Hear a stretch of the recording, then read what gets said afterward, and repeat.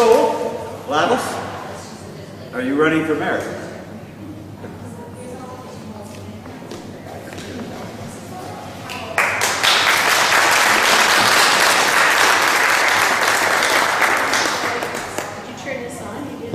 There we go.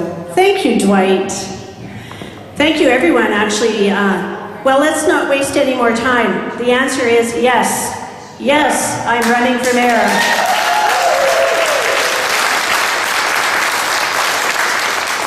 Now, many of you are here today because you know and you support what I believe in. So thank you for your generous faith in me. Others of you are wondering what it is I do believe in, what I stand for, and why you should vote for me. Well, over the last couple of years, I started to see trends in the city that concern me. I started to ask myself, are we losing our Grande Prairie advantage? Is it becoming more attractive to live, work, and play somewhere else? Are the high costs of city living driving both people and businesses outside of our jurisdiction? I believe this is a real trend which puts the future of our city in jeopardy.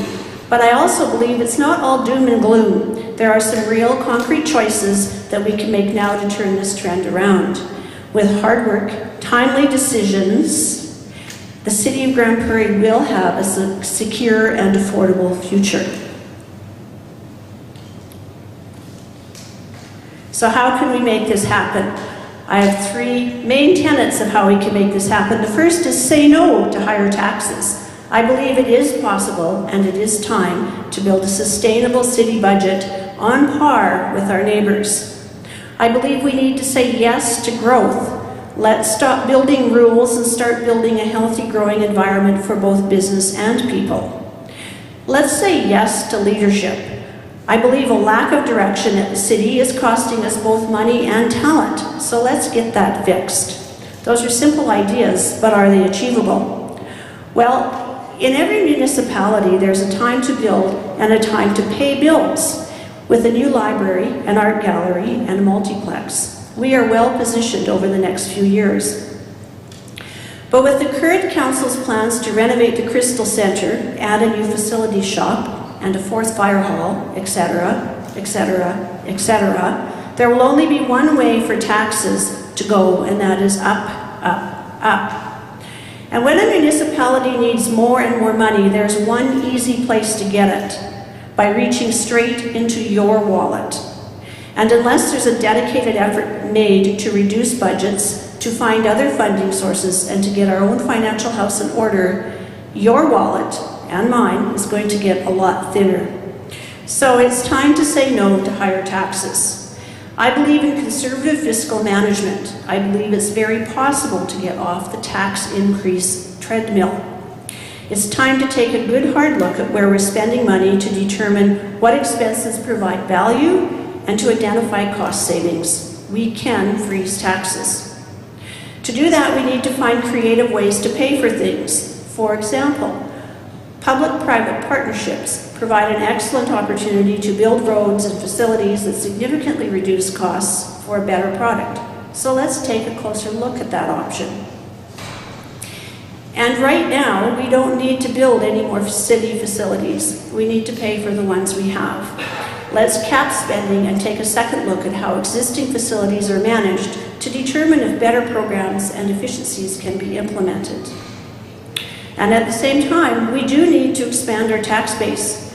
Grande Prairie needs to welcome and encourage business growth inside city limits. Let's be the business-friendly city and find creative incentives to encourage commercial and industrial expansion. Our biggest competitor, as we know, is the county, and our development rules and regulations need to recognize that. We need annexation, but annexation is only part of the solution. It needs to be affordable. So let's not bite off more than we can chew. Council must be more strategic in where and how much land gets annexed. And our tax structure must become closer aligned with county rates. Until we find ways to narrow that great divide, anything else we do will be pretty ineffective. Lobbying the government to change how taxes are distributed to municipalities is a good idea. However, that kind of change will take years to achieve, and Grande Prairie cannot afford to wait. We need to be far more creative and dedicated in order to solve this revenue issue. We need a city that actively pursues a more diverse economy. The county has done great work around economic development. Let's copy that. Better yet, let's find ways to work with them for the good of the whole region. Let's bring in the MD of Greenview. In my mind, this is the most logical and productive area for regional cooperation. And I heard this suggestion was raised during annexation talks, but it was not pursued by our current council. And right now, the most common complaint I hear from the business community is that City Hall is really, really hard to work with. It's become more important to enforce the rule book than it has been to find practical solutions. But economic development depends on strong visionary leadership. You know, councils are elected to provide effective leadership through good policy by being fiscally conscious and by ensuring the right individuals are in place to lead the way to sustained economic development. It is time for strong leadership to allow our city to grow and to establish a base that supports that growth over the long term. So you can learn all about those points on my website at GladysBlackmore.com, which just went live.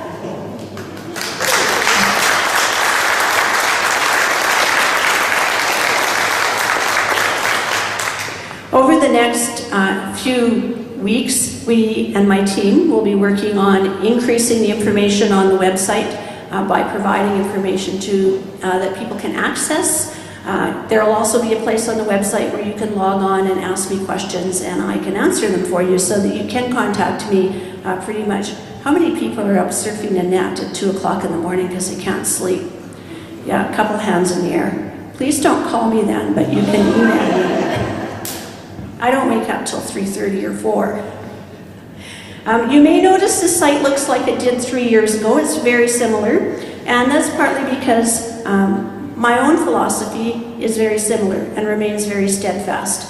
In fact, you could say you could take my philosophy to the bank, or better yet, take it to the polls on October 21st and vote Blackmore for mayor.